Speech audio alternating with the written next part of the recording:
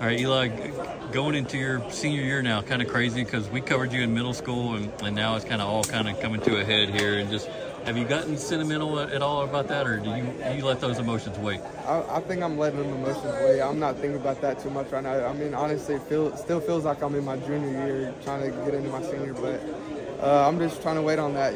I know that senior night's going to hit, though, when we have that. So just trying to keep those feelings aside right now.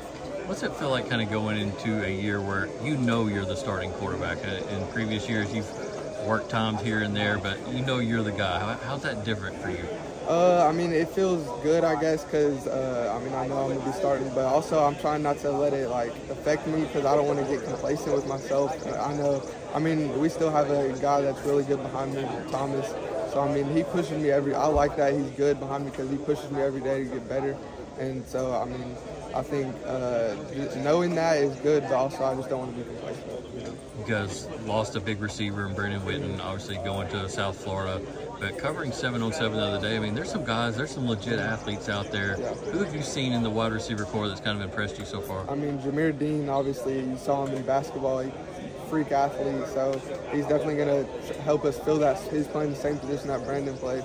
And then Jam Abahanya, he'll be good. And then we got Jacoby Cooper, Damari DeBose, who, Damari played as a corner last year, but he's going to fill more of an opposite role this year, so I'm excited for that.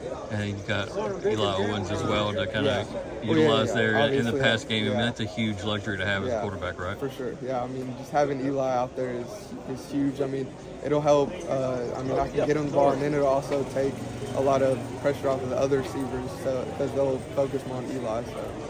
You also have responsibilities as a defensive back and as a punter. And how much do you take pride in that, and just not only being a top-notch quarterback, but also playing those positions? It's one of my favorite things to do is just play all positions on the field.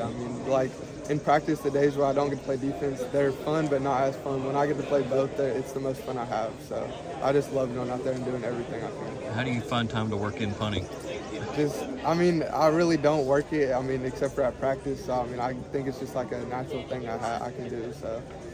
I know college football is something you possibly want to do. Kind of where do you stand with that? And I know you're starting to get some looks here and there. Yeah, so, Navy's been recruiting me pretty hard for a little while.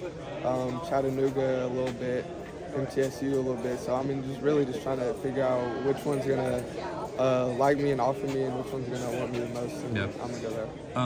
In terms of winning state championships, I know that's something that Alcoa prides itself on. How much does that fuel you guys year in and year out? It obviously fuels us, but we also don't want to get complacent. Like I said, just take it day by day, but we don't want to think, like Eli said earlier in the interview, if you come to one of our practices, no one ever talks about winning a state championship or keeping the streak. We just always know that that's what's expected, so that's what we're going to go try and do.